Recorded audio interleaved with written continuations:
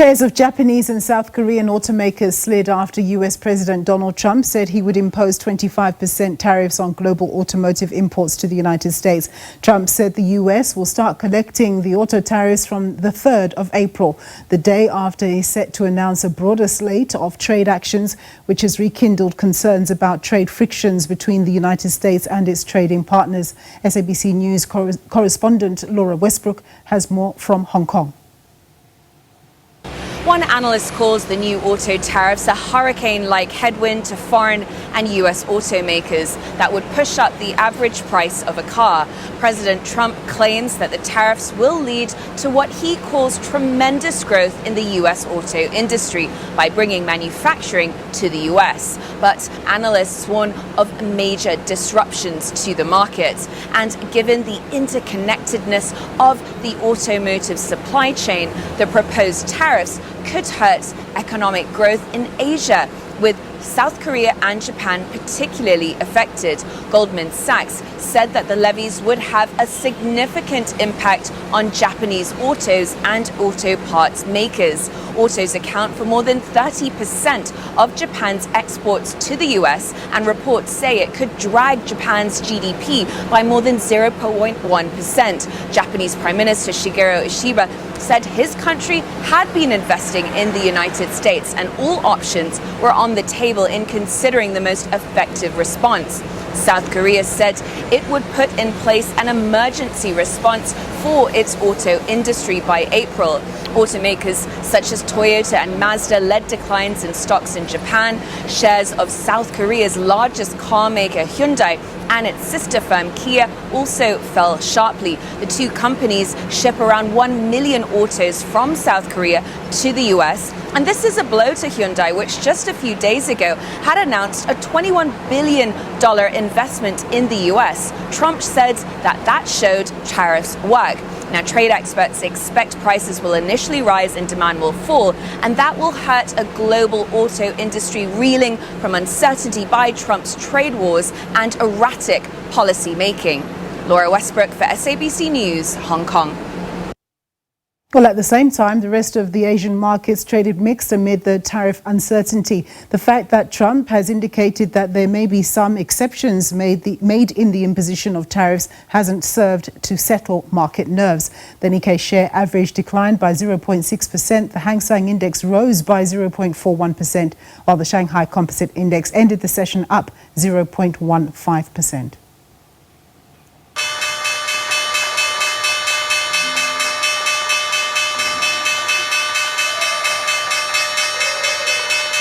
US markets took a tumble in yesterday's session. This as renewed tariff concerns and slowing momentum among the tech stocks frazzled market players. The downturn comes ahead of a slew of trade measures expected to take effect next week, raising fears around the economic consequences, especially as the United States economy is already being viewed as fragile. The Dow Jones Industrial Average fell by 0.31%. The S&P 500 declined by 1.12%, while the Nasdaq Composite Index lost over 2%. We take a look at our local indicators. Currently, we see that the local all-share index is down 0.25% at 89,585 index points. On the currency front, the rand is trading at 18.21 against the US dollar, 19.63 vis-a-vis the euro, and 23.54 against the British pound. When we look at the commodities, we see that gold is trading at $3,054 an ounce, platinum at $980 on the dot an ounce, and Brent crude oil is at $72.96 a barrel. All right, for more on this, let's get into conversation with Lindile Malgas. He's an investment strategist at ABSA Investments. Thanks very much for joining us, Lindile. I hope that you did manage to hear the insert that was produced by my Hong Kong colleague there, just describing the kind of fallout that's taking place in terms of Asian motors. But no doubt the world over, this is a very negative move on the part of Donald Trump to impose this 25% tariff on autos? And ultimately, what sort of impact might that have on South Africa? Because we know that we do export vehicles from here to the United States, even though we're covered under AGOA, because we do export those vehicles duty-free. Yes, afternoon, Naku. So we are seeing a bit of turbulence in the market. We did see some of the automakers selling off quite extensively yesterday, particularly in regions such as Europe and Asia, but that was not limited to those regions. We also saw some of the US automakers are sliding as well, and this is due to some of those automakers producing those vehicles outside of the US, so they also stand to be impacted by those tariffs as well. And markets are a bit nervous on the back of that, and also whether or not there'll be retaliatory measures from the other countries that the US has imposed these sanctions on. And then from an AGOA point of view, imported vehicles does play quite a significant role within some of the imports that we have under the duty-free access to AGOA. And as a result, we do think that that will impact some of the manufacturers that export vehicles to the US as well. So, Lindile, what's happening in terms of the volatility index, which is a key measure of sentiment in the market? Because with each day, the situation is getting more and more uncertain and appears economically disastrous. Yes, so we have seen a spike up in the volatility index so far, and markets sort of returning those fears around the tariffs and whether or not we'll see an all-out trade war.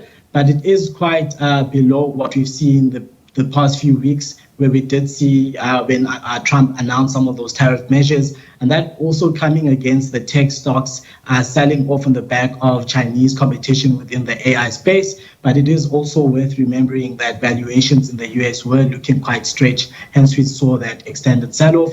And as a result, you are still seeing markets still remaining a bit nervous around the impact of the tariffs, and also from an inflation and economic growth point of view. So markets having some concerns around that as well.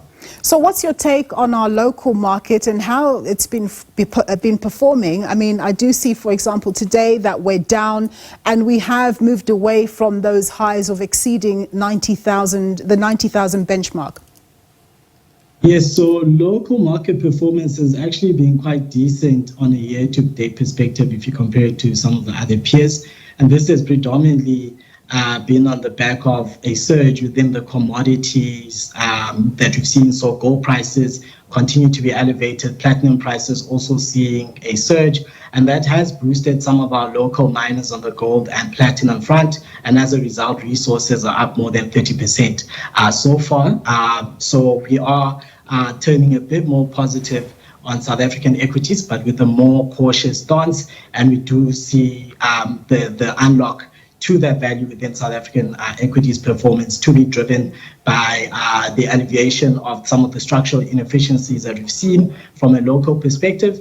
However, we're still seeing performance being positive on a year-to-date perspective, and we do believe that to maintain performance at these levels will need to be driven by some of those by that value unlock as well. Yeah, so April is around the corner. With each new month, we do get lots of data around the performance of given economies, especially the likes of your purchasing managers index and so on.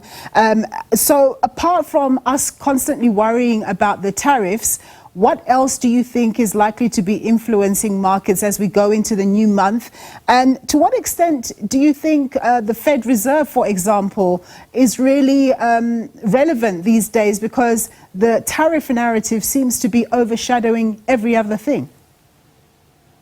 Yes, certainly still do think that the Fed does have a relevance, and their main role is to contain inflation within their desired levels. So I think they will be monitoring the impact of those tariffs onto inflation and also monitor how it will impact economic growth. So I think that the Fed does still remain relevant in that regard.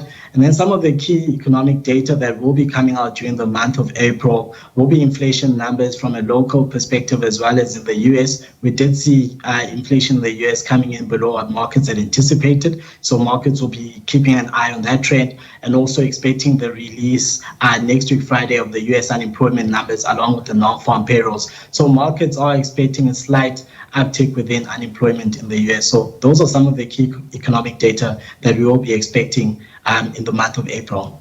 All right, Lindile, thank you very much. Always a pleasure talking to you. That was Lindile Malgas. He's an investment strategist at ABSA Investments.